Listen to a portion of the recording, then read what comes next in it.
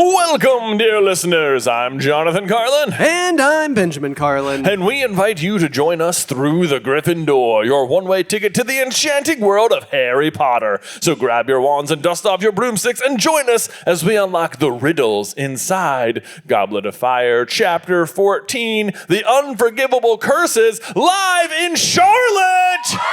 Woo! Good. Wow.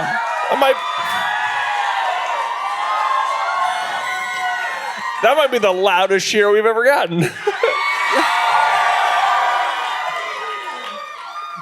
was our new hometown. Our new hometown, because we've never done a show so close to Roanoke, Virginia. So we have given Charlotte the stamp of our hometownedness. Hometown status. Yeah. Unless we do one in Roanoke, you know. Oh yeah, but you guys will all be there. Yeah, right? Yeah. What? Oh yeah, no, we just can't. That's it. That's the rule. That's yeah. it. Well, we kind of boxed yourself into a corner. We did. There. Yeah. What are we gonna do now? Yeah. All right. Okay. Anyway, we're on chapter 14, the unforgivable curses. A really great chapter overall. I mean, you get a lot of new information and a lot happens. There is a lot that happens. This is going to be like a really, really, really critical chapter as it pertains to the great setup, the great red herring of Barty Crouch Jr. Yeah, basically the whole chapter is like winning you over on Moody. Yes, lots and lots and lots of reinforcement going on there. Kind of the tragic backstory of Neville inside of this. Yeah. The very class of the unforgivable curses is oddly Ron heavy.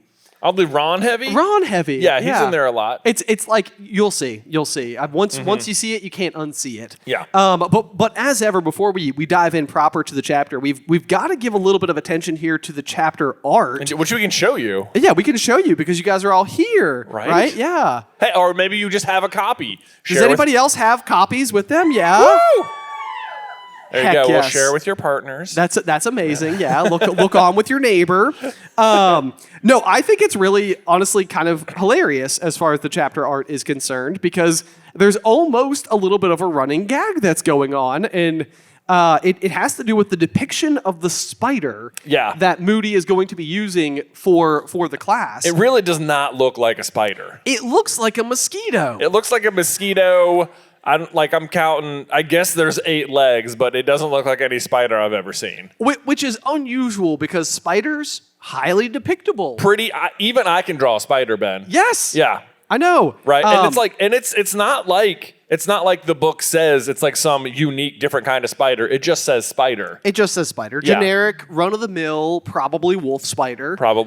Something scary, you know. Yeah. Everybody just get that critter crawly feeling. Yeah, right. Yeah. Everybody's like, that's it, I'm out. No good. And yeah, you're right. In the movie, they don't use spiders at all. No, I guess they kind of look like spiders, but they're actually tailless whip scorpions. Oh, are they? They are, yeah. Tailless whip scorpion. Tailless. Well, see, even that's which is a real animal. Which is a real animal? Not a magical. See, even that, it's like you might think in the movie, it's like, oh, they're trying to use like a magical creature to enhance the like magical nature of the class. Sure. But and if they did that, I'd be okay with it. But they just used a different creepy bug.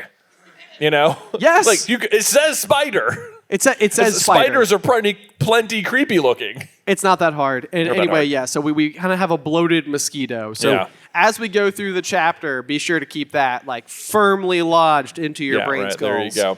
And also, what I do like about this chapter art is you can see the wand being used. And I feel like if you look close, there's little ringlets around the wand, which I feel like is the first time there's you're shown wands having unique designs. Yes, absolutely. Because even in the early stages of the movies, it didn't seem like they fully committed to this right away. It was just wood stick. Wood stick. Yeah. Good enough for everyone. Good enough, right, yeah. And then eventually they started to really depict them and characterize them towards each of their owners, which as far as I'm concerned is one of the best pieces of prop design in the whole movie line. I mean, the wizarding world has found a way to sell you sticks Yes. And it's like, and I want them all. Exactly. That's the problem. They're so cool looking. They're just making them. They're like, these don't even belong to characters. This just has this is the Phoenix wand. It's got a phoenix on it. But you want it, don't you? But you want it. It's like, it looks cool. Looks cool. Yeah. So anyway, mosquitoes. There we go. That's what we're up against in today's chapter, which is, of course, the unforgivable curses. So without any further ado, shall we dive on in? Let's dive on in. All right, so right away, just the very first sentence, the next 2 days passed without great incident, unless you counted Neville melting his 6th cauldron in potions, to which I was just like, 6th? Neville, come on, dude. I know. Do you think it's 6 that year or 6 ever? Okay, I think we can math it out that we're still in the first week of school. Yeah, because they haven't gone to... So if it's 6 since school started, Snape has some grounds to be a little annoyed with Neville in class. Longbottom, I gave you 5 already, man. Right. Yeah. Or alternatively, maybe Percy just has a really good point about cauldron bottom thickness. Yeah. It's not Neville's fault at all. He just the cauldron bottom thickness is so shallow. That's exactly. He's just like, why is it always me? Yes. Neville is the literal victim of what Percy is up against. So yeah, long bottom needs a thick bottom. Yeah. That was good, man. That was good. That was good. All right, let's see here. But yeah, so then we get a little bit more of that terrible relationship between Snape and Neville because he gets detention. Where he returns from it in a state of nervous collapse, having been made to disembowel a barrel. A barrel full of horned toads. Disembowel a barrel of toads. So this goes back to my college days a little bit, but if you've ever purchased a keg, that by definition is referred to as a half barrel. And as far as if my memory serves, it's approximately 160 libations. Yeah. So this is 320 libations worth of horned toads. That's a lot so many. Frankly, it's too many. It's too many. Trevor! Wow, that's a good point. His literal... Hey, he has a toad! He has a toad. Yeah, do we hear about Trevor after this? That would be the worst punishment ever. Although, honestly, if they're the size of Treasure, it's significantly less toads. That's true. It's fewer toads. Yeah. Maybe less than 320. Didn't Snape break his toad or something at some point, though? Say again? Didn't Snape want to kill his toad at one point? He puts the shrinking solution. But I think he's if it doesn't work, the toad will die. Yeah, he does say that. Yeah. Yeah. And then Hermione fixes it, and then it shrinks down to a tadpole, and he's 10 points from Gryffindor, and it's okay. Nothing cool. about this makes sense. Nothing about that made sense. Right, yeah. Sorry, I didn't get to kill your toad. I'm taking off points for that because you did the assignment. Well, he was really looking forward to that toad execution. Yeah. Yeah. Yeah. Am I also to just understand that Snape just has a barrel full of toads? He must have a loading dock down in the dungeons. The loading dock, yeah. Just taking shipments from Hogmeade, getting them off the train. That's it. Yep.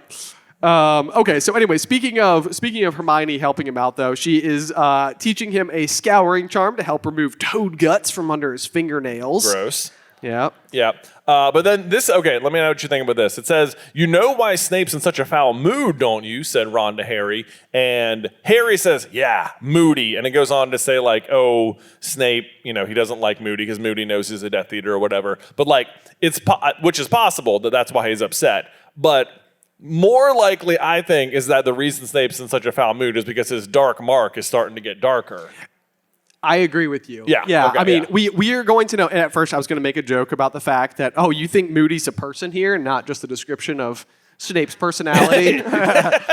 You know why he's so upset? He's a moody guy. He's a moody guy. Yeah, that's it. No, I do think that there's a really good possibility of that because Snape being so close to the Order of the Phoenix, but not being directly affiliated, definitely is going to know what Moody has been doing. Yeah. He has been putting a lot of people in Azkaban, and we're going to know that Karkaroff throughout the course of this school year is going to consistently, pin Snape and be like, it's getting worse. Yeah. So I definitely think there's a decent possibility that Snape is kind of like, uh-oh. Yeah, he's like, he's getting nervous. Yes. Yeah, yes, the time to act is coming. It also goes on to say that like Snape had disliked all the previous dark arts teachers, and it's like positioning that statement as if like it's unreasonable that he felt that way. But then also I'm like, well, the first one was Voldemort, so yeah, it's not that great. Quirrell-de-Mort. Quirrell-de-Mort, yeah. And then you had Gilderoy, who, despite being a lovable character to the readers, Yes. is a terrible person. We enjoy him. Yes, we enjoy him. I wouldn't in real life. Not in real life, yeah. And then the next one, I mean, Lupin obviously is great, but in terms of Snape, he is still a part of a group of friends that used to bully him. So it's like, I feel like Snape has reasons to dislike the other three. I agree with you. He's not totally without his own arguments in this particular capacity. Yeah. So whilst I'm not like trying to defend Snape here, I just don't think Harry's argument's very good. Right. That's all it comes down to. Yeah. Yeah. But then we get like a line here that Harry's just like, yeah, I reckon Snape's a bit scared of him, and Ron counters with, imagine if Moody turned Snape into a horned toad, and then the tables would turn awfully quickly because you know who is a maestro at destroying horned toads. At disemboweling a toad. Neville's like, let me grab my boot knife. Yeah. You guys got a horned toad over there? Well. I do wish at some point in the rest of the series, like there was a horned toad and Neville was like, I got this. Nah. Hold on, boys. Step aside, Hermione. Step aside. Yeah. I know exactly how to handle the situation. And then it'd be like, oh, Snape helped him. Yeah. Yeah. Disguised it as bullying. Yes. No. That's what's happening. That's what's happening. He's like, no. Yeah. Couldn't have known that was going to happen. Right. Yeah. Don't like that. Then as we scoot forward, though, we get to Moody's class at long last, where everybody is lined up outside of the classroom before the bell had even rung. Finally, Hermione shows up and is like, been in the library. Harry finished her sentence for her, to which I'm just like, he gets her. Yeah. Exactly. What? Oh, we have Hermione fans? Yeah? Yeah. All right. I want to say that was at least 33%. At least. Yeah, it's catching on. It's catching on. It's catching on. Red Do we have Moon. Ron and Luna fans? Oh, yes. That was more. I would give that 46%. I would say that's catching traction. Yes. People are on board. Yeah. Absolutely. Yeah, that's a good one. Anyway, so then they go into class and they pull out their copies of The Dark Forces, A Guide to Self-Protection, which I just think is a good piece of trivia, and waited quietly until they hear Moody walk in down the corridor. It's kind of funny the way that he walks in, because the first thing he says is, "You can put those away," he growled, stumping over to his desk and sitting them down. "Those books, you won't need them." Yeah. This is the exact opposite of how it's going to go one full year later under Umbridge. Yeah. Because she's like, wands away. Yeah, wands away, books out. You'll only be needing them. Yes. Yeah, they just sit and read. The curious thing is that both of them are enemies. That is curious. Yeah. And completely different tactics. Yeah. I somehow dislike Umbridge more. Still, yeah, no doubt. yeah, Yes, yeah. she's still quite. At She's least- just like, I mean, at least he has the courtesy to like hide behind Polyjuice Potion and pull off some grand reveal. He's very interesting. Exactly. The Umbridge man's is got just- flourish. He's a showman. He's a showman. Yeah. He's a horned toad. Yeah. Yeah. Yeah. Right? Yeah. Oh, but no, yeah. You know who else is a toad? Oh, yeah. You know who I wouldn't mind see Neville disemboweling? I don't think one person would have batted an eye if at the Battle of Hogwarts Umbridge showed up and Neville just disemboweled her. He has a sword. He has a sword. Everyone would be like, yeah. Everyone would be like, yeah, you shouldn't kill people. But people were like, yeah, but that was, I mean, It's, we're all like giving him a pass, right? Right. Like Molly killed Bellatrix. We're not going to, no one's worried about that. It's the Molly Weasley clause. Exactly, right, yeah. Under the right circumstances, Neville can use a ancient sword to disembowel his former teacher. Exactly. Yeah. And we'd all cheer. Yeah. Yeah. All right, moving past disembowelment. Yes. We have discussed it way more than I ever expected. Yeah. I agree. Let's see. So then he starts to call roll for the class. And this is really, it's like, it doesn't seem maybe like he's doing anything really impressive here, just like, calling out names. But I feel like there's two things that kind of like bolster how like good Barty Crouch Jr. is at pulling off this impersonation, which is one, as he's reading through them, he is memorizing everyone in the class like quickly. Yes. Yeah. There was actually something that I took away from it, rereading the chapter actually just before we stepped out here, because he is making like a really big point during this lesson where he's kind of like, you've got to know what you're up against. And even when he goes to comfort Neville here in a few pages, he's like, I know it's harsh, but you've got to know. And I almost think what Barty Crouch Jr. is doing here is exactly that. He is trying to figure out what he's up against. Oh, what he's got to know. Yes. Yeah. Like Barty Crouch Jr. is practicing constant vigilance. Yeah, against the students. Who will literally form an army to fight his regime. Yeah, pretty much. This group of people. Yeah, Yes. You're absolutely right. They will. The other thing that I feel like is impressive is that he's watching the class as they answer with one eye and keeping one eye on the parchment, which of course doesn't seem that hard, but that has to be really disorienting. It like absolutely to get used does. to using the eye. Especially because at this point, he's no more than like maybe had a week's worth of practice. Yeah, like he's still pretty new. So he's mastered it pretty quickly. Yes. For sure. But then he goes on, and I think this is just funny. He says, I've had a letter from Professor Lupin about this class, and lists all the things I learned about. And I'm like, oh, you're writing to Lupin. Poor Remus. Yeah, I almost wish that it cut to Harry after that, and Harry's like, Lupin! Lupin. I should have written to Lupin. Yes! Yeah, that guy actually knew. Overlooked that one, and he helped me with so many things. And Harry's not going to help his case either, because later he's going to be like, it was the sort of really nice thing Lupin would have done. And be like, I feel like Lupin would have helped you. I bet he would have given you a way better letter than Sirius is about to send you at the end of this chapter. Which is vague and cryptic and it's frustrating. Like it basically just tells you one thing that's going to worry Harry rather than help him. Yes. Anyway, Yeah. but we'll get there. We'll get there.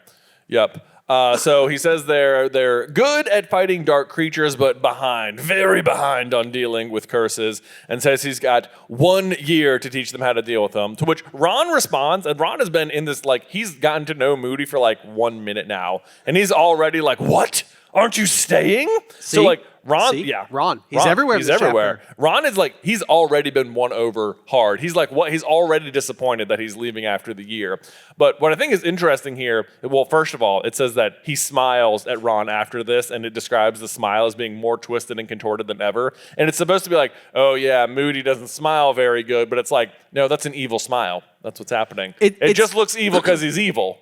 That's it, but it's Yeah. also because, like, this could be like Barty Crouch Jr. talking as much as what Moody had intended to do on behalf of Dumbledore, because Barty Crouch Jr. is like, 1 year from now, I'll be back with my master. Oh, I know. He's gonna say it's a special favor to Dumbledore, but like in his mind, he's like, I'm only gonna be here 1 year because after that, there's not even gonna be Hogwarts. Like, Right. Like Voldemort's coming back, and I'm gonna be his right hand man, and that's that. So That's that. Yeah. But what he does say is 1 year, and then I'll be back to my quiet retirement.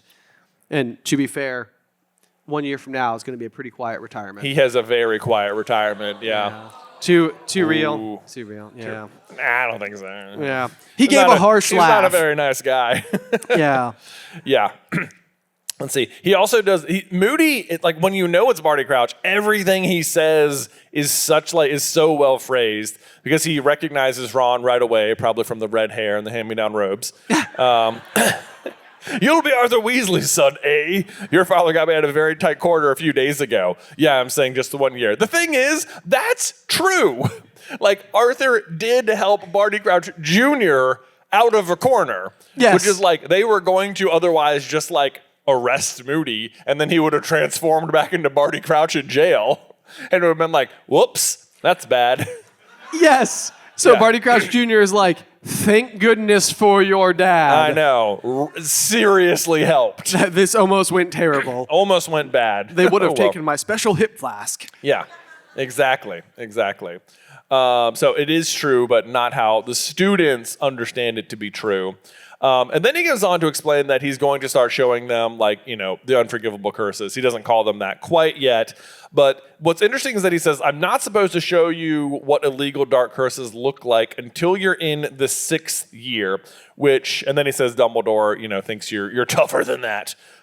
which is cool. One, I don't know if that's like, do you think he had an actual conversation with Dumbledore? Or is he just lying here? I don't know. It's a good question because it's like, it doesn't feel like he could possibly get away with doing this. Right. And then Dumbledore, who is seemingly, omniscient to everything happening in the castle. Well, the students are going to talk about it like nonstop, too. Absolutely. Yes, this is a big deal. The thing that makes me think that yes is because, I mean, it could be like a little Dumbledore's big plan type of stuff, like where Dumbledore knows what's coming. He's reading the signs. He's reading the signs. Sirius is going to bring that up in his letter later in this very chapter. So, like, and I think that a piece of like what we're about to get as we learn about each of the unforgivable curses is that like possibly members of this very classroom have all been impacted by each of them. Yeah. And they do teach it during 6th year anyway. So it's not that they're showing him something that they would never show students. They're showing him something that Just a little ahead of time. that's just like ahead. However, okay, if you only learn about them in 6th year, that means you have to get the OWL and decide to continue into Defense Against the Dark Arts. That is true. Which means that knowing about these 3 curses isn't even OWL level. It's above that. It's above that. So you could get to OWL. You could even pass it and just decide not to pursue Defense Against the Dark Arts and not know. Yeah, that's pretty crazy. That's weird. Yeah, that is. Yeah, because I mean, it basically just means that the reason they're giving you this information is because it will likely be relevant in whatever career path you end up going down. Right. Because once you graduate Hogwarts, I mean, for all intents and purposes, you're regarded as a fully trained wizard. Yeah. Yeah. Although Aurors do have additional training. I mean, they do have additional training, but it means that anyone who doesn't pursue this path just might not even know about these curses. That's true. Which is kind of weird. I mean, I guess you could still learn about them in other classes, even if you don't like learn. I don't know. You could take night classes. Yeah, take night.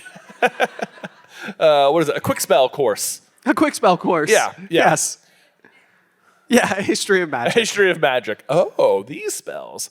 All right. But then he goes on, and I think I like his description of how, like, why you need to know this stuff. Like, how are you supposed to defend yourself against something you've never seen? A wizard who's about to put an illegal curse.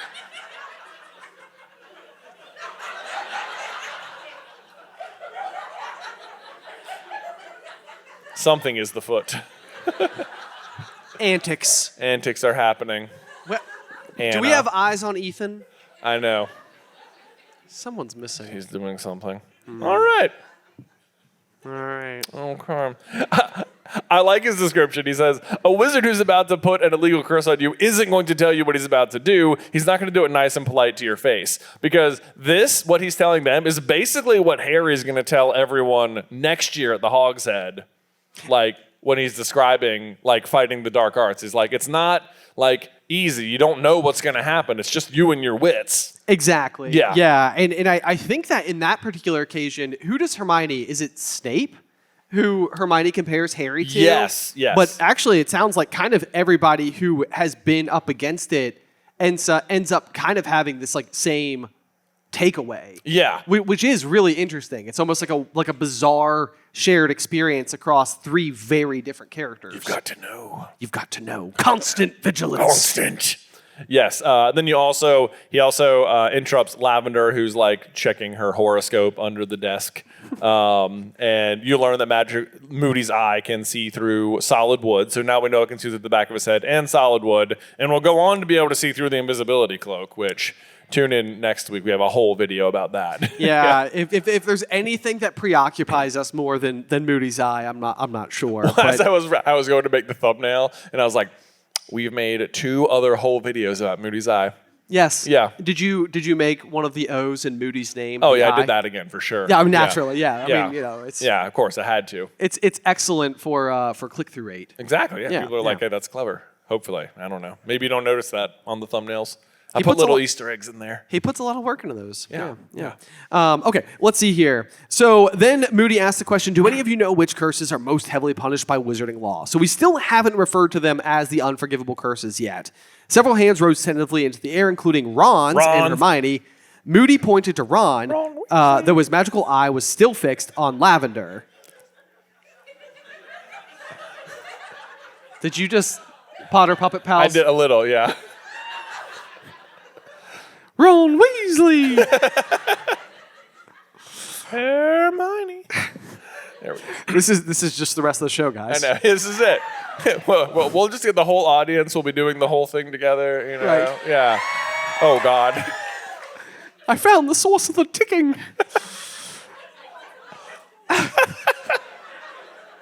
Oh, it's so much fun doing it with people who know. I know. Yes. Okay, man. we'll attempt to move forward, but now I feel everybody's eyes. Okay. Said Ron tentatively. My dad told me about one. Is it called the Imperious Curse or something? And the phrasing, I think, is very interesting. It is. On Moody's response. He says, yes, said Moody appreciatively. Your father would in italics. In italics. Know that one. And he goes on to say, gave the ministry a lot of trouble at one time, the Imperious Curse. And we, of course, know that Arthur works at the ministry. But what I think is interesting about this particular phrasing and the fact that he goes to Ron to answer the question is, like, when we get to the Cruciatus curse, it's almost like he selects Neville because he knows that, like, Neville's parents were the ones impacted by it. Yeah. To be fair, he doesn't have Harry. It's Hermione who answers. Well, Hermione's the only one volunteering at that point. For Avada Kedavra. Yeah. But, I mean, does it not read to you a little bit like Arthur personally?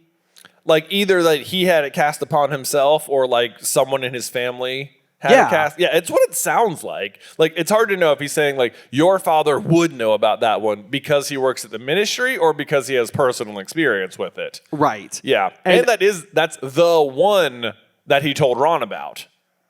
Yes. As well. Yes, exactly. Yeah. Very true. Very because true. it's sort of that like, Arthur told Ron about. I know. Yeah, that Arthur told Ron about. Which is weird too, because like I feel like Ron should just know all of these. I feel like Arthur would have told them all, I don't know.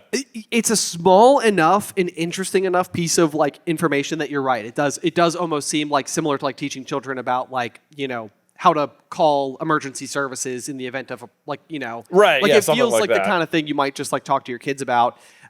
Maybe. I mean, I guess they're all a little bit grave. But the other kind of interesting thing about it as well is that I've always sort of been under the impression that like Percy, as of like right now, just is under the Imperious Curse. Could be. Because he's always been like a little bit like annoying, but like annoying is not evil.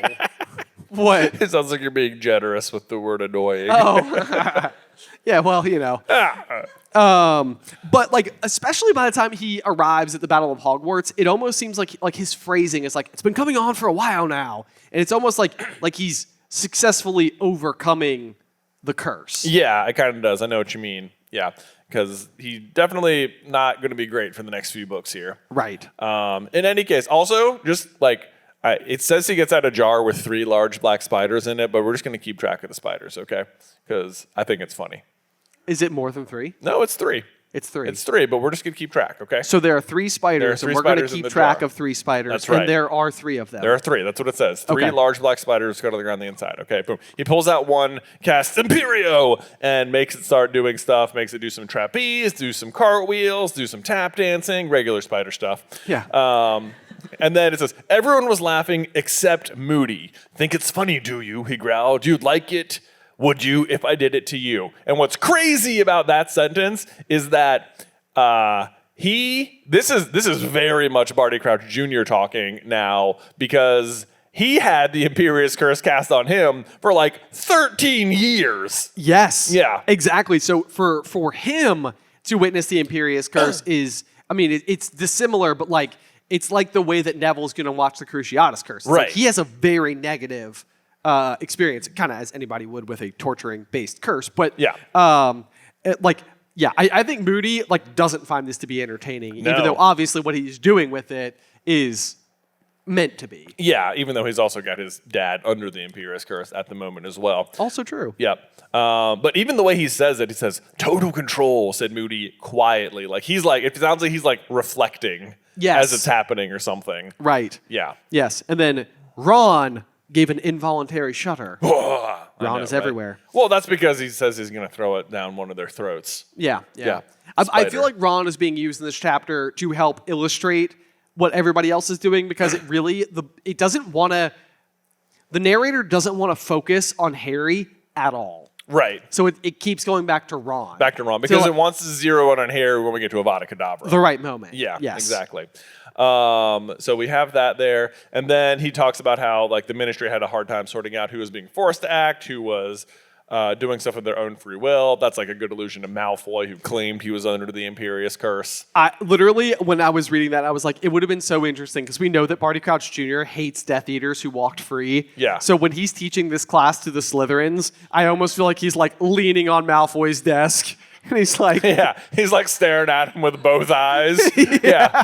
This one gave the ministry a lot of trouble. People are saying they were under it.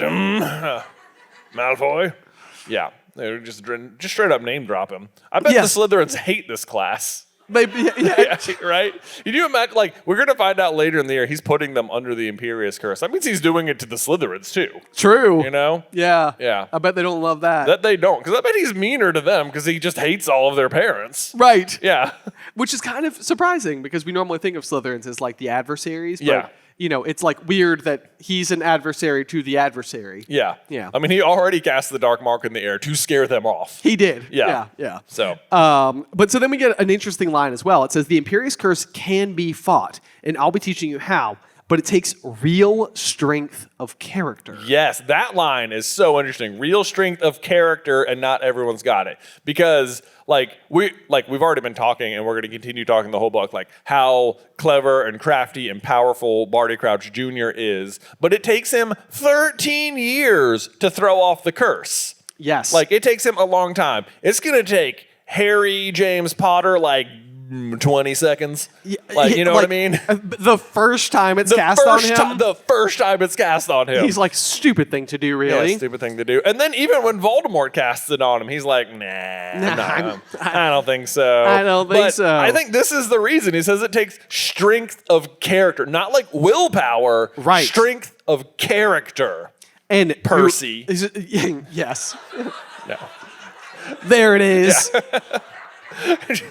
But even like Barty Crouch Sr., he has the curse on him right now, but he'll throw it off by the end of the year. He'll throw it Or off by the end before of the that, year, yeah. but like that's still even a long time, and he is regarded as a highly talented wizard. Yeah. So I do think it's very interesting because I think that basically it's like the Imperious Curse is the worst possible attack on Harry James Potter. Yeah. I mean, if it's strength of character, then yeah, it's almost useless on him, because that's basically what. Huh? Oh, I don't think so. No, Voldemort has terrible character. He's the worst. That would be hurting it. That might be why it works at all. That might be why it works at all. Yeah. It's actively weighing him down. It's weighing him down. It's like. Successful as or after Deathly Hallows. That's They why. can't do any work on him because Horcrux is gone. That the Imperious Curse wouldn't work on him then? Yeah, I Yes. agree. Yeah. Yes. Yeah. Yes. Nothing. He's just like, that tickled, you know. No big deal. No big deal. You go ahead and try Cruciatus. Voldemort tried it on me. I didn't even feel it. So, whatever. You know what else? He tried Avada Kedavra on me, and twice. So Harry needs to get like a big gold chain with like a lightning bolt. yeah, right. So then, so we get another constant vigilance from Moody, which is just one of those things I wrote down because this detail is left out of the films. Oh, the constant vigilance? Yes. He doesn't say it? He doesn't say it. He says it? No. No. Okay. Yeah. Okay. Yeah. Ridiculous. Ridiculous. More like it. Indeed, I know. Okay. Ugh. Anyone else know another illegal curse? Oh boy, this is where it starts getting real tragic. And there's a sentence coming up here after class that makes me so mad. It's Barty Crouch Jr. gets super dark in this chapter. And it's surprising how dark it is based on how comforting it's supposed to be. It's supposed to seem. And Yeah. it's horrible in the It meantime. really is, yeah. Yeah. But so Hermione's hand flies in the air, and so to Harry's slight surprise did Neville's. Yeah.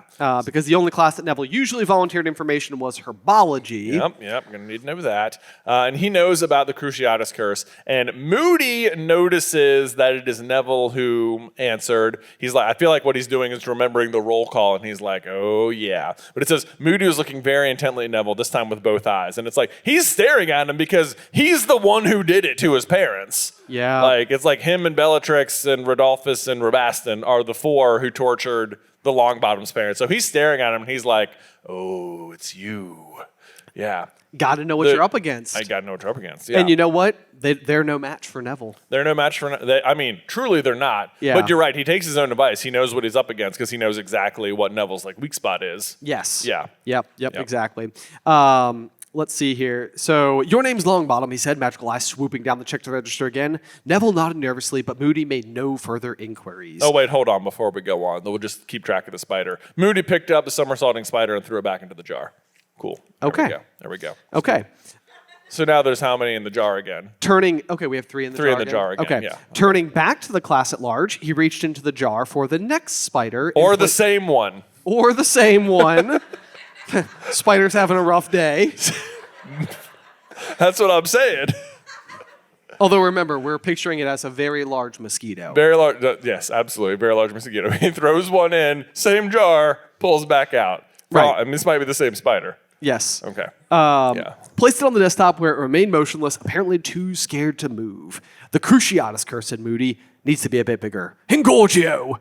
And then the spider swelled, Gross. and abandoning all pretense, Ron pushed his chair backwards as far away from Moody's desk as possible. What's Harry up to? Yeah, who knows? We don't know. He's we only just know what wrapped Ron's with up attention. to. He's wrapped. He's wrapped. Yeah.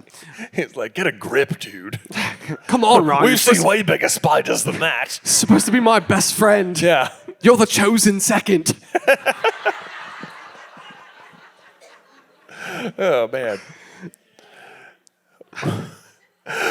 So then Moody goes ahead, or Barty Crouch goes ahead and points the wand at the spider, possibly the same one, and says, Crucio. And spider starts twitching, which Hermione immediately notices is making Neville very uncomfortable. Yes, it says that his hands were clenched upon the desk in front of him, his knuckles white, his eyes wide and horrified. Yeah, so you can tell that Neville has definitely heard about the spell and knows it's what happened to his parents, but has never seen it in practice. Yes, yeah. So I think this would be really, really, really difficult because Neville's grown up in the wizarding world. He doesn't have a lot of the information withheld from him that Harry might.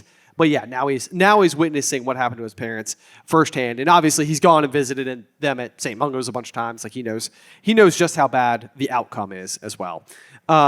Pain, said Moody softly. You don't need thumb screws or knives to torture someone if you can perform the Cruciatus curse. I'm sorry. Also, Ben, it says he shrank the spider back to its proper size and put it back into the jar. We're just keeping track. So there's 3 spiders in the jar again. We got 3 spiders. There's 3 back in the jar. Okay. Yeah, okay. None of them have gone anywhere. No, all 3. Potentially one of them has had a very bad day. Exactly. And 2 more. And 2 what? Yes, 2 more. And 2 more. Possibly 2 spiders. How's it up there? Right. You having fun? This might get really funny when we read the description of what the next spider does. Yeah. That's exactly what I'm getting at, Ben. Oh, I get it. Okay, this is going to be good. Let's see here. Right. Anyone know any others? All hands go in the air. Once again, Hermione raises her hand. Yes, said Moody, looking at her. Avada Kedavra, says Hermione, which is the first. Whispered, Hermione. Whispered. Avada Kedavra. No offense, Emma Watson, I hate this delivery in the movie where she's just like, Avada Kedavra. She's trembling saying it. I'm like, okay, you can say it. Fear of a name increases fear of a the name thing and itself. all that. Yeah, come on exactly. But first mentioned by name of the actual spell. Yeah.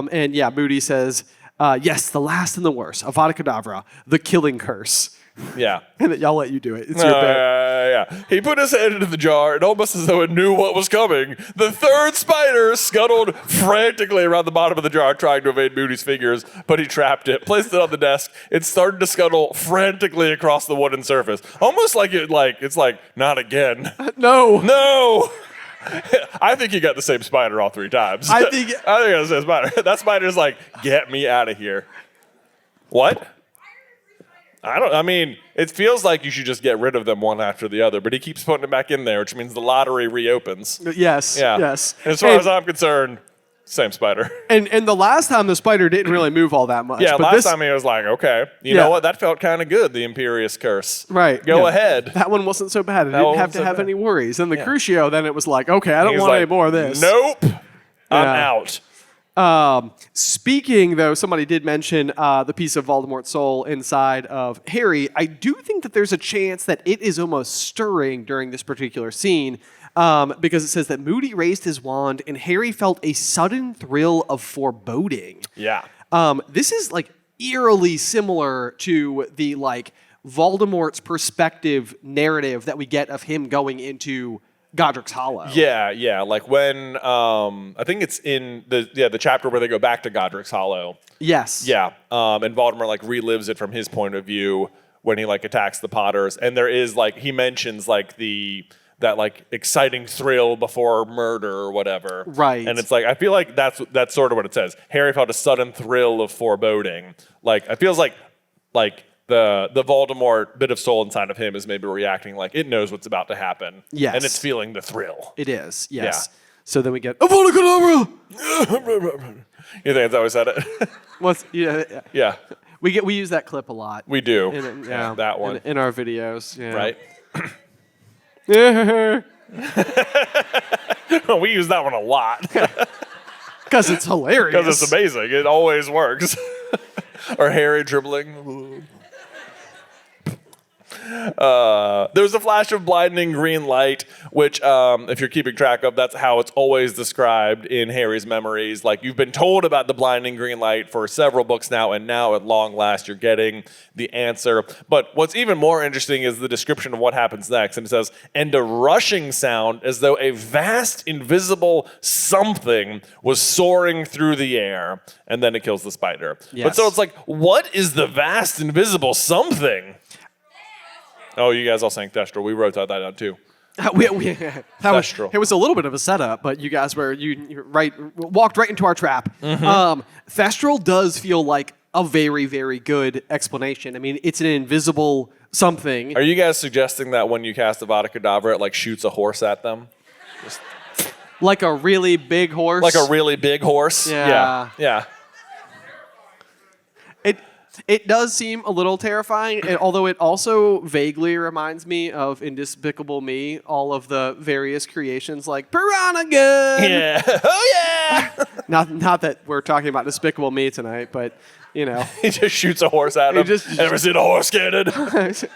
My horse Avada blaster. Kedavra. You don't want to be shot with a horse. No, you don't. I think that would kill you. I think it would. Yeah. Yeah. There'd be a 1 survivor rate on that too. Right.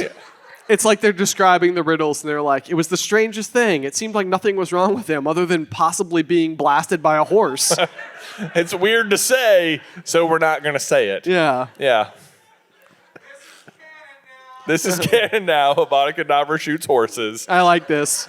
Not like you could take the horse out back and shoot, but it shoots horses. Oh, Yeah. God, yeah. Yeah, right. Good clarification. Clear, yeah. Yeah. Pegasi. Pegasi. They have wings. Well, so do Thestrals. Is a Thestral a Pegasus? Thestral is a Pegasus. Okay. Is that I see. I see Yeah. what you're saying. Yeah, okay. It's way funnier to say that it shoots a horse, I think. Okay.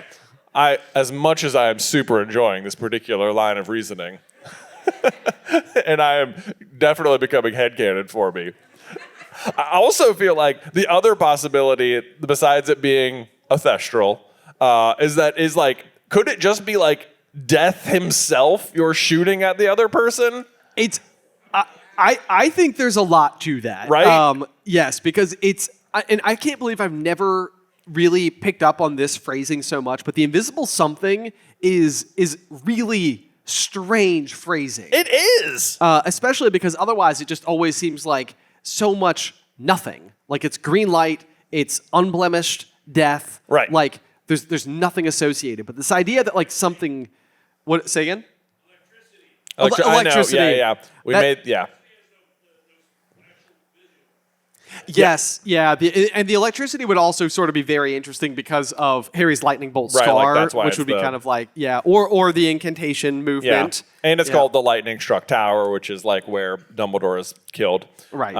So I think we made a video about like why Harry's scar is shaped like lightning, and we talked about it maybe being like a lightning powered spell. Yes. But like the mention of the invisible something, like because we also talked recently about like if it was possible that death was like a really like superpowered Dementor or something. Like Dementor number 1. Like Dementor 1. Yeah. Patient 0. Right. But like but Dementors then are invisible, at least to Muggles. True. But you could, probably assume that Dementor 1 is invisible to like wizards as well. Right. Maybe. Especially because death is known to have like an invisibility cloak. Also true. Yeah, which obviously I guess Harry has, but that's maybe more of like a lore situation. Right. I don't know whether Death made it or the Peverils made it, like, and they called it the Deathly Hallows because it's like, look, this is an invisibility cloak as good as Death's. Right. Right. Yes. Yes, Yep. but then Death would still have his own. And now I'm trying to think too. Like, would there be a world where like the Elder Wand was the first wand to ever cast Avada Kedavra? Oh, that's interesting. But Not the only one that could, but Obviously. the first one to do it. first one to do it. Yeah.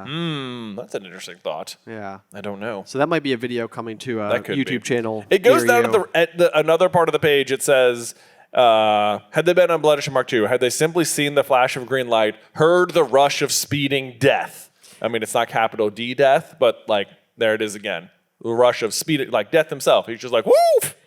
Yeah. It's like you were like summoning death, basically, like that guy. We went from such whimsy with our horse thing. I know. I was like, I didn't expect to have such a funny outcome, and now I have to talk about a less fun thing. Yeah, Yeah. yeah. Maybe it has its like own theme music, which for some reason in my head is the Pirates of the Caribbean music, like dun dun dun dun dun dun dun dun dun dun. Yeah, that's what death sounds. That's what he's like humming to himself as Yes, he like comes yeah. out of people's wands. It's a big Riding on a thestral. There riding we go. on a thestral. That's why it's so vast. We got there in the end, guys. Like Yes, Voldemort. like Voldemort. It's like you guys watch our stuff. I know. All right, so Avada Kedavra is horse cannon confirmed. Got it. Yep. Moving on. This is, there's like some confusing things. Moody / Barty Crouch is going to say, he says, not pleasant, and there's no counter curse. There's no blocking it, which that's just inaccurate, obviously. Harry did block it. There was a not counter curse, charm, I guess. I don't know. But then he says, it's like he contradicts himself immediately. He says, there's no blocking it. Only one person has survived it. It's like, well, so... But then he did. Right, yes. Yeah. It's like you need to elaborate, like, it's a really big mystery. Harry, how'd you do it, man? How'd you do it? Yeah. I'm not taking notes. Go ahead. Be Go detailed. ahead, yeah. Use as much detail as Has humanly Dumbledore possible. told you anything? Or What kind of onesie were you wearing on this particular Right, evening? yeah.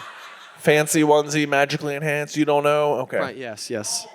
Gold Gold. onesie, probably. Actually, that would probably work, yeah, because Yeah. we've got the statue at the Oh, yeah, it just blows up? right. I know, right? It's And Harry's heavily associated with gold. exactly. He's basically made of gold. Right. Yeah. Yeah, that's interesting. If you just wore like a golden armor, could you survive at least one blast? Golden fire from his wand seeks the golden snitch, golden polyjuice potion. Yeah. Yeah. He's a gold lad. Gold lad gets the sorcerer's stone, turns things into gold. Right. Yeah. Yeah. Yeah. Lots of things. Lots of things. Yeah, it does make you wonder. Like what counts as enough like solid block things? Like when Voldemort hits like the gravestones, like they explode. It's like, well, that kind of blocked it. You know? If you had a shield of gravestone, would that work? Or would the fact that you were holding it be like, nah, he's holding it, so he's dead? Right, Yeah. yes. Yeah. It's like what is the difference between just missing? I know. Yeah. And then you have like I don't want to get into the weeds here, but then you have like the basilisk versus glasses situation. Yeah. Like, why does the camera lens work but not the glasses? Right. Well, it wouldn't work for Harry for very long because he could have been like, "Ha, I'm wearing glasses," and then he'd be petrified. And then it'd be petrified. But it would mean that Myrtle shouldn't have died. That's a good point. Yeah. But I don't know. She came out. We don't know that for sure. She's wearing them as a ghost. She specifically is in the bathroom crying because Olive Hornby is making fun of her glossies. Of her glossies. Yeah. Okay. Possibly. I'll give you that. She might have not had them on. In I know. Yeah, I get it. Yeah. There's a mirror. Justin Finch Fletchley sees him through a ghost. I think there's a mirror and a camera. I know how the camera works. Anyway, sorry. Anyway. We have a lot of chapter left. I know. We gotta start moving. Russia speeding death, obviously a horse, moves up, and then we get a little recap from Harry about like what happened to his parents, about the night Wormtail betrayed his parents, how his father, James Potter, tried to hold them off.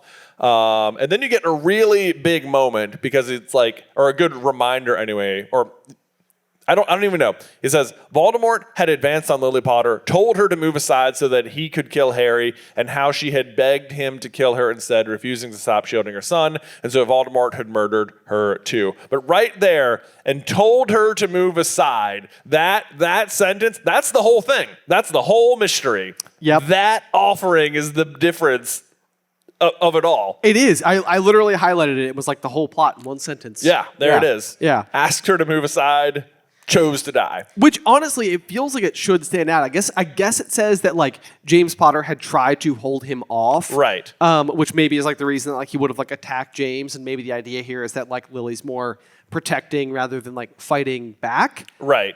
Could possibly be the interpretation that's going on there, but it certainly seems like he has no qualms at all about just killing James right away, and then for some reason wouldn't just kill Lily right away. Yeah, and well, eventually James isn't even like holding a wand, so it's not like he has to, like offer up any kind of fight. It doesn't look like he's holding up resistance. Yes. Yeah. Yes. James it's not his most shining day. Yeah. There. Let's see. Then we move on. It says then you get a little reminder about what the Dementors do and how Harry's remembering this, which is also just like light reminder for when Harry encounters the Boggart in the maze later and is able to identify it because it'll take the shape of a Dementor. But then Moody goes on to say more about the Avada Kedavra curse. He says, it's a curse that needs a powerful bit of magic behind it. You could get all your wands out now and point them at me and say the words, and I doubt I'd get so much as a nosebleed. Which, like, I feel like if he just said, there's no blocking it. But if they all hit him with it, and if it produces a nosebleed, does that not mean he survived it? It did something. I know. The phrasing is unusual, unless what he's trying to say is it wouldn't work at all. I wouldn't even get a nosebleed. Yeah, that makes sense. yeah. Because he says, I doubt I get so much as a nosebleed. But it's also fascinating because it does also reference like this powerful bit of magic, which like to go into like video game terms a little bit, like we're never really given a lot of insight as to like the associated like mana cost, like the physical toll that it may take on an individual in order to like cast a magical spell. Like if you're in a duel, are you like sweating? Are you exhausted? Like, what is it taking from you to do it? Or is it just like skill? Right. Is it just like as long as you can keep saying the words, it'll keep coming out? Right. Like you don't like run out of magic. Right. But this makes it seem like that's certainly not the case. Right. Or that you're empowered. Like you have to be really powerful behind it, which of course like Harry would be. Like his Patronus like can fend off like 100 Dementors. That's true. Yes. Like his Patronus is certainly like a lot more powerful than other Patronuses. Yeah. It does seem like that. Let's see. But he says, why am I showing it to you? Because you've got to know, you've got to appreciate what the worst is. Constant vigilance. Constantly saying it, too. Yes. And then he finally reveals that those three curses, Avada Kedavra, Imperius, and Cruciatus, are known as the unforgivable curses. I'm surprised there's not more, It does seem surprising. It does seem like there's a purple flame of some kind that I think Dolohov uses on Hermione. Yes. Yeah. And it seems like whatever that is, pretty bad. Pretty bad. Maybe even what Molly uses on Bellatrix. Maybe. Yeah. But it's like, nah, that wasn't unforgivable. So we can forgive that one. We can. Yeah. Neville he just disemboweled someone. Pretty forgivable. Regular detention. Oh man, I can't. But I'm so curious if Trevor never shows up again. I know, because I don't know that he does. Finally escaped. Or didn't. Yeah, or didn't. Neville's like, I'm tired of this. I know what to do with you. Oh God. We weren't done talking about it. We're not getting anywhere fast, are we? Nope. Harry, it seems like everyone else in the class finds this entire lesson very entertaining, but of course, Harry does not, nor does Hermione, who continues to notice Neville after the class, and Neville is understandably just staring horrified at apparently just a blank patch of wall, just like, oh my god, that was the worst thing I've ever seen. Which is pretty bad. It's definitely really bad, and again, this is what makes it even worse, is that sort of like, as they're trying to comfort him, and he's sort of like stumbling over his words, and really just kind of having a hard time overall, they hear the odd clunking noise behind them. Professor Moody is, heading over. He's speaking in a lower and gentler growl than they had yet heard. "It's all right, Sonny," he said to Neville. "Why don't you come to my office? Come on. We can have a cup of tea." That's the sentence, Ben. That is sentence. It doesn't seem like a very dark sentence, but that is like when you know the whole story, it is an extremely dark sentence. Yeah. Yeah, because here's what's happening here, right? He's coming out apparently to comfort Neville because of having witnessed the Cruciatus curse. But Neville is upset because this exact person is the one who tortured his parents. Yeah. And now he is using that against him, pretending to offer comfort to Neville, even though he's the one who did the torturing, for the purpose of further manipulating him to help him bring Voldemort back and kill Harry. Yes. Yeah. Yes, because it's going to be during this particular tea sesh where he's going to slip him the book, Yeah. Magical Plants of the Mediterranean. Yes. Which has the information about gillyweed, which Yes. he is hoping Neville will ultimately share with Harry. Right. So he can win the second task, so that he can go and fight in the maze, where he will ultimately lose. And yes. Yes. So it's pretty bad situation happening. He's basically reaping the results of his own torture just Yes. 13 years later. Yep. Yeah. Yep. It's really bad. Yeah. But then he also turns to Harry, and this is another one that kind of like brought me to that. Is he sizing up the class question? Because, "You all right, are you, Potter?" "Yes," said Harry, almost defiantly. Moody's blue eye quivered slightly in its socket as it surveyed Harry. Didn't shake Harry.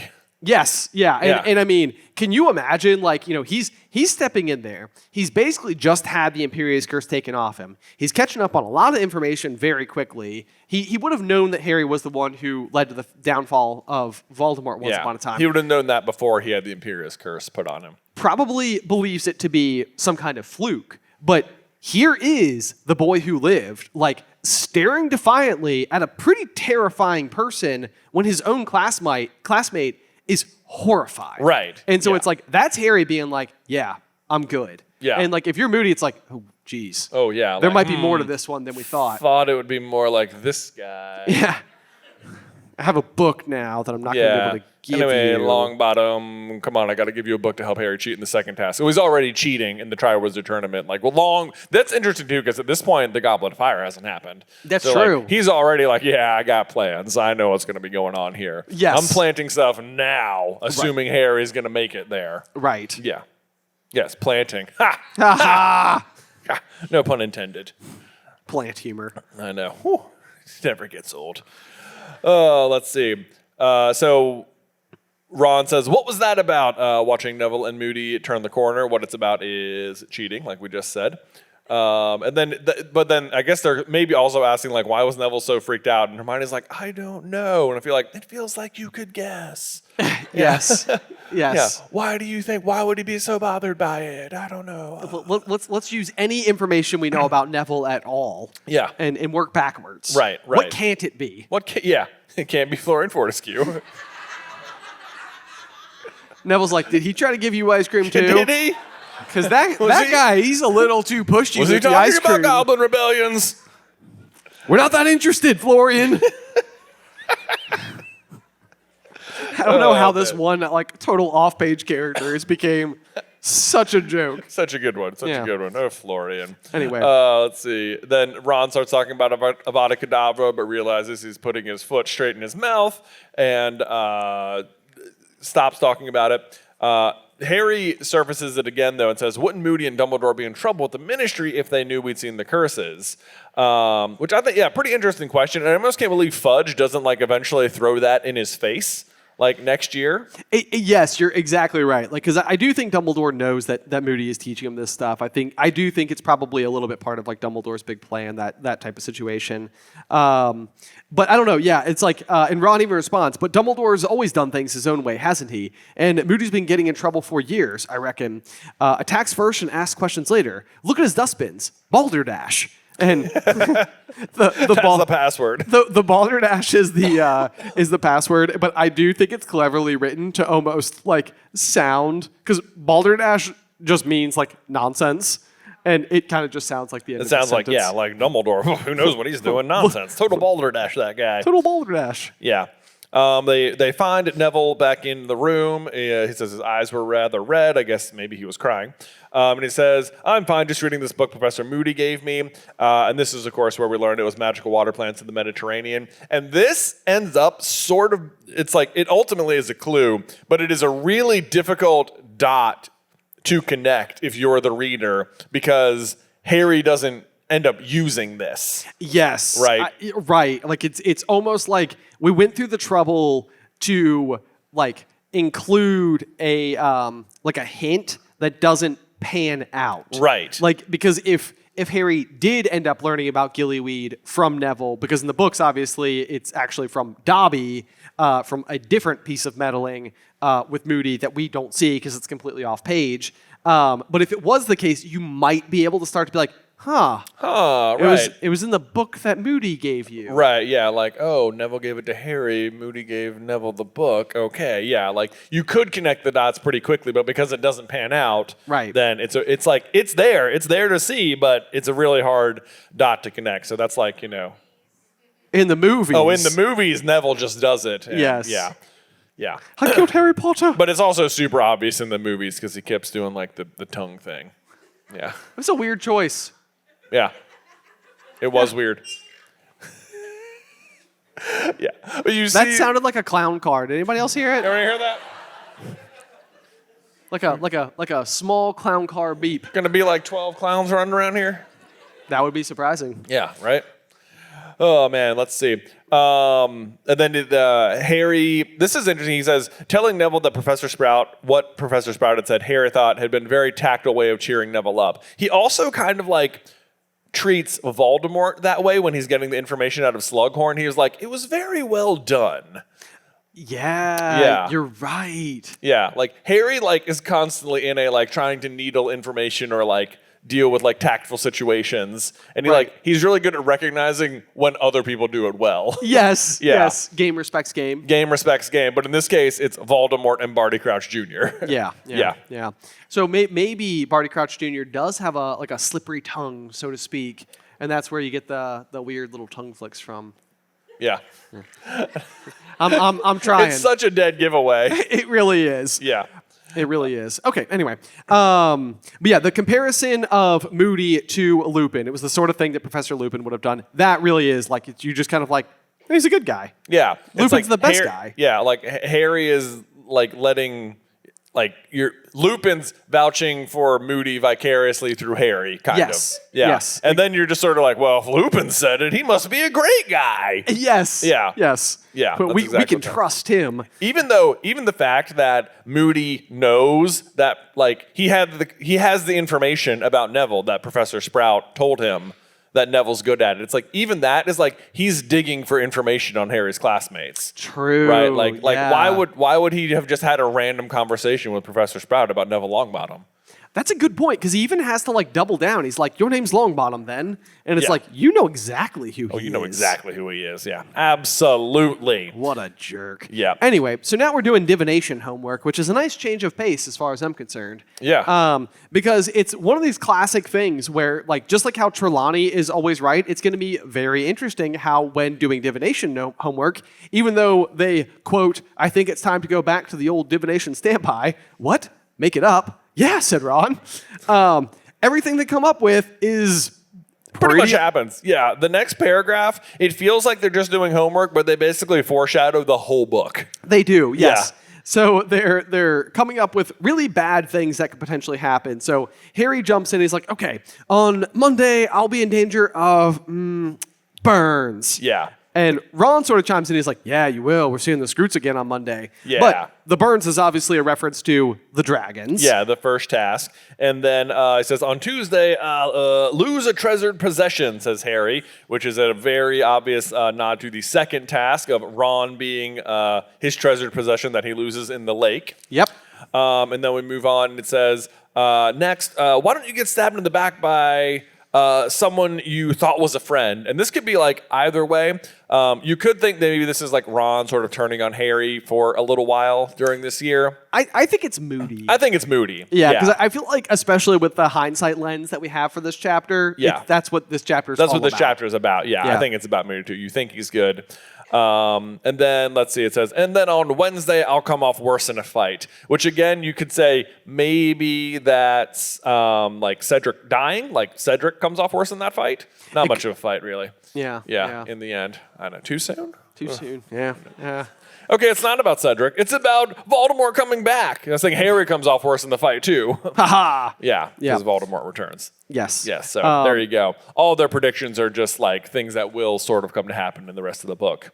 Right, yes. And it's kind of funny too, because then Hermione will show up, with all the SPEW pins and everything, and she'll pull Ron's homework over and she's like, "You're not going to have a very good month, are you?" Yeah. And Ron's like, "Oh, at least I'll be forewarned." I know. I love that. It's a very good volley. Yes. Yeah. To which she says, "You seem to be drowning twice." Yeah. And Although she's correcting their made-up homework. Right. Yeah, I know.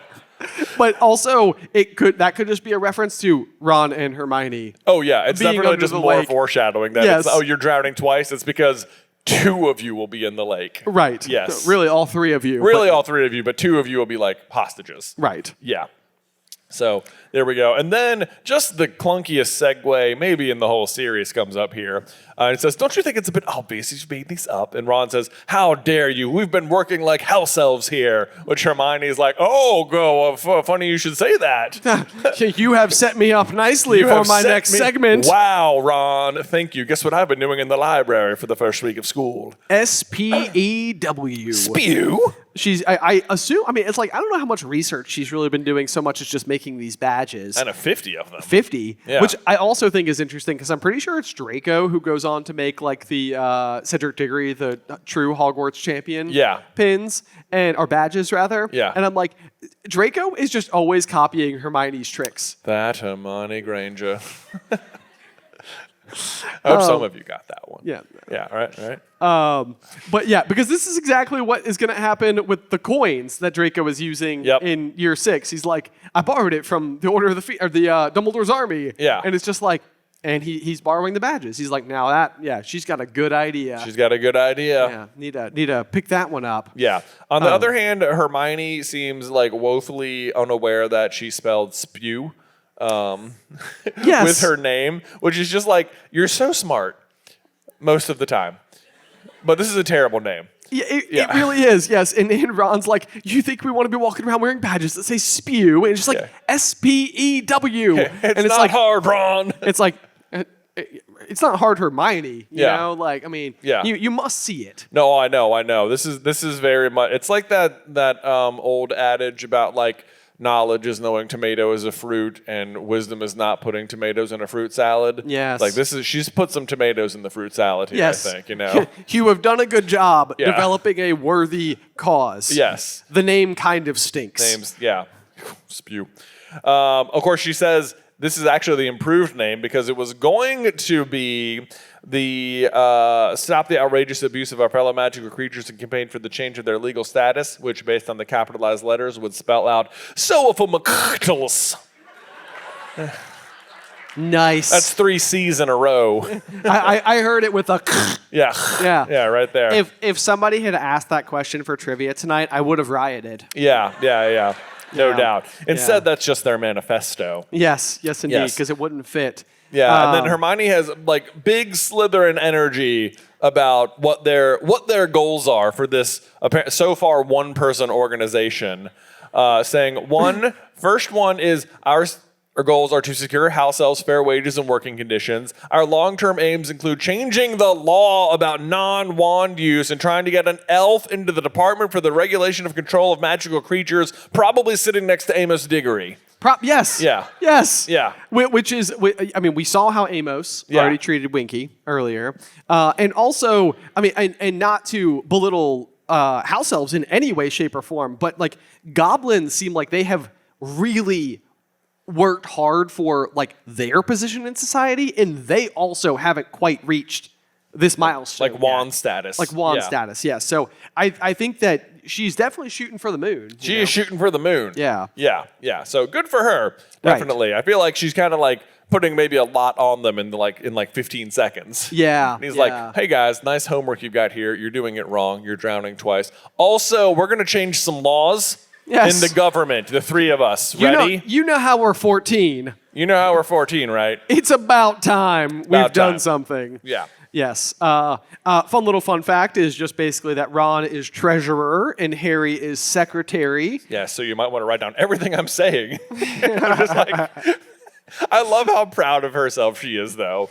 She's beaming at them. She's like, that's what it says. Hermione beamed at the pair of them. And it's like, I appreciate, I like that she is proud of her work. That is good. But it's just like, she's just not reading the room. No. But fortunately, Hedwig is because Yeah. she's going to give the boys a total out here. Yeah, do you think Hedwig was waiting? You're like, now's my moment. It's like, I've been here for like 10 minutes, but now. Now. Yeah. Tap, tap, tap on the window. So this is another one of those little kind of interesting bits. We finally get a response from Sirius, which we've been waiting on since the second chapter of the book. We're on chapter 14. We've basically gone one chapter per day, I think, on average. Yeah, we're like almost halfway through the book. And we've made it 14 days. Yeah. So, and I think that we're at like an hour and 20 minutes. And, Oh. Yeah. And we've made it like, not to the end of this chapter. Well, a lot happens in this chapter. Ben. Practically zooming by our normal standards. I know. Yeah. Anyway, so we have a letter from Sirius here. Thank you. I think that was a clap. Letter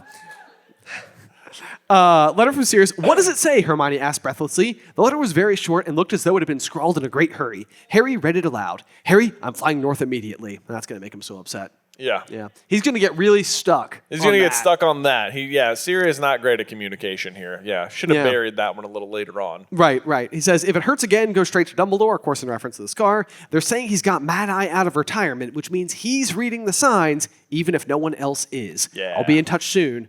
Then my best to Ron, Hermione. And that, very similar to Lupin, is just more like selling you on Mad Eye, like, oh, now Lupin and Sirius approve of this guy. Yes, apparently. And actually, speaking of, we have also now heard from all four Marauders, or heard of all four Marauders. All four have been mentioned in this chapter. Yes. Yeah. Yep. Yeah, which is, I feel like there's no coincidence that all four of them came up in the chapter about the unforgivable curses. I know. Yeah, right? Yeah, it's very, very, very interesting. Yeah. But so then Harry's reaction to this is the exact opposite. Basically, he's like, oh, my scar hurt. Hopefully that doesn't mean anything's wrong. Dang, Sirius mobilized. I probably should have done nothing about it. Yeah. And it's like, no, Harry, scar hurt. That means maybe you were valid. He's validating your concerns. He's not validated about this at all. He's not like what did he hope would happen, I don't know. He's like, your scar hurt, I'm coming back. And it's like what he's saying is, that's really serious. Yes. Yeah, and Harry's just like, well, yeah, get it? Get it? That's really me. Yeah, that's so me. What's even worse is that then Harry's mean to Hedwig. How dare you? I know. I haven't got anything for you, Harry snapped at Hedwig, who was clicking her beak expectantly. You have to go to the Owlery if you want food. Yeah. And then it says, and then Harry just gaslights himself as ever. He says, if Sirius came back and got caught, it would be Harry's fault. I'm like, well, No. I don't know about that. I don't think that's how it works. I don't really think that's how it works. It's Yep. like he's deciding to come back, and also it's Voldemort's fault. Right. Yeah. If he just had the sense to keep it to himself. Yeah. But then the last line of the chapter, very interesting too, because normally you're getting everything from Harry's point of view, but it says the dormitory was completely silent, and had he been less preoccupied, Harry would have realized the absence of Neville's usual snores meant he was not the only one lying awake, which is not information then that Harry even has. That's just information for you, the reader. True. Yeah. True. Yeah, but I mean, it really is. It it really is sad because like these two boys are the ones. Oh, they're the ones. Like, it was going to be Neville or Harry. Right. And here they are all this time later lying awake at night because of the ramifications. Yep. Permanently and just unfailingly, figuratively and literally scarred. Yes. Yeah. So definitely, I mean, kind of a heavy chapter all the way around here, the unforgivable curses. But with that final sentence, it will bring us to the end of chapter 14. We did it! We did it! Oh, man. That was so fun. That might be our longest live show yet. Here in our hometown. Here in our hometown. Yeah. That's right. Yeah. Oh, man. Okay, I'm going to go ahead. We're going to do some Q&A here, but for the sake of the recording, I have to do like the podcast to wrap it up sort of stuff here. Standard business stuff. Right, so thank you guys all so much. Actually, you know what? We haven't done reviews yet. Normally, what? yes. Normally I will ask you if we have a review, but since we have a live audience, maybe you guys can be the live review. What did you think? How'd we do?